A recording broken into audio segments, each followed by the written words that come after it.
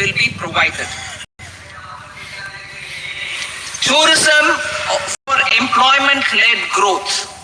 Top 50 tourist destination sites in the country will be developed in partnership with states through a challenge mode. Land for building key infrastructure will have to be provided by the states. Hotels in these destinations will be included in the infrastructure harmonized list. The following measures will be taken for facilitating employment-led growth. Organizing intensive skill development programs for our youth, including in-institute tackle non-tariff measures in overseas markets. A digital public infrastructure, Bharat Trade Net, for international trade will be set up as a unified platform for trade documentation and financing solutions. This will complement the Unified Logistics Interface platform. The BTN will be aligned with international practices. Support will be provided to develop domestic manufacturing capacities for our economy's integration with global supply chains. Sectors will be identified based on objective criteria. Facilitation groups with participation of senior officers and industry representatives will be formed for select products and supply chains. Through this, there are huge opportunities related to Industry 4.0, which needs high skills and talent. Our youth have both. Our government will support the domestic electronic equipment industry to leverage this opportunity for the benefit of our youth.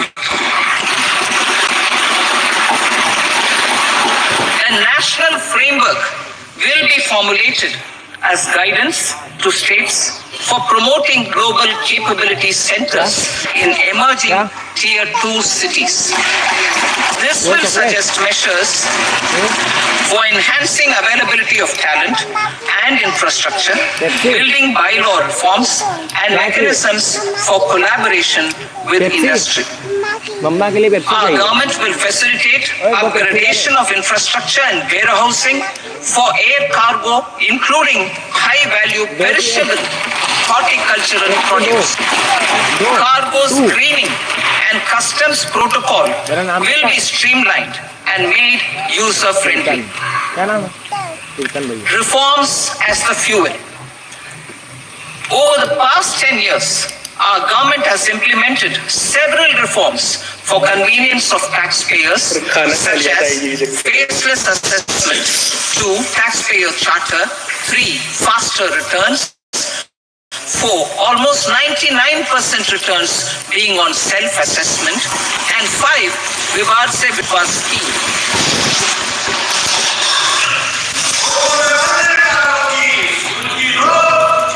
Continuing these efforts, I reaffirm the commitment of the tax department to trust first, scrutinize data. I also propose to introduce the new income tax bill next week. I will detail the indirect tax reforms and changes in direct taxes in Part B. Financial sector reforms. The FDI limit for the insurance sector will be raised from 74 to 100%. This enhanced limit will be available for those companies which invest the entire premium in India. The current guardrails and conditionalities associated with foreign investment will be reviewed and simplified. The services of India Post Payment Bank will be deepened and expanded in rural areas. NABFID will set up a partial credit enhancement facility for corporate bonds for infrastructure. Public sector banks will develop Grameen Credit Score Framework to serve the credit needs of SHG members and people in rural areas. A forum for regulatory coordination and development of pension products will be set up. To implement the earlier announcement on simplifying the KYC processes, the revamped Central KYC Registry will be rolled out in 2025. We will also implement a streamlined system for periodic updating. Requirements and procedures for speedy approval of company mergers will be rationalized. The scope for fast-track mergers will also be widened and the process made simpler.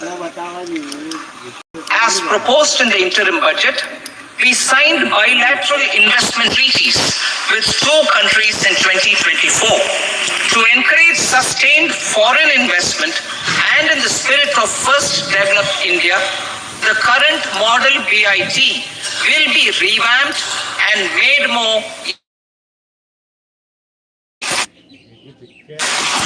In the last 10 years, in several aspects, including financial and non-financial, our government has demonstrated a commitment to ease of doing business. We are determined to ensure that our regulations must keep up with technological innovations and global policy developments.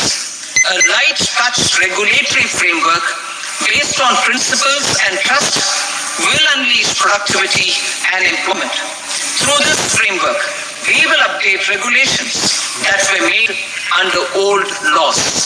To develop this modern, flexible, people-friendly, and trust-based regulatory framework appropriate for the 21st century, I propose 4 specific. A high-level committee for regulatory reforms will be set up for a review of all non-financial sector regulations, certifications, licenses, and permissions. The committee will be expected to make recommendations within a year. The objective is to strengthen trust-based economic governance and take transformational measures to enhance ease of doing business, especially in matters of inspection and compliance. States will be encouraged to join in this effort. An investment friendliness index will be launched in 2025 to further the spirit of competitive, cooperative federalism. Under the Financial Stability and Development Council, a mechanism will be set up to evaluate impact of the current financial regulations and subsidiary instructions. It will also formulate a framework to enhance their responsiveness and development of the financial sector. In the Jan Vishwas Act 2023, more than 180 legal provisions were decriminalized. Our government will now bring up the Jan Vishwas Bill 2.0 to decriminalize more than 100 provisions in various laws. I now move to fiscal policy. In the July budget, I had committed to staying the course for fiscal consolidation. Our endeavor will be to keep the fiscal deficit each year such that central government debt remains on a declining path as a percentage of the GDP. The roadmap for the next 6 years has been detailed in the FRPM statement. Revised estimates for 2024-25. The revised estimate of the total receipts other than borrowings is 30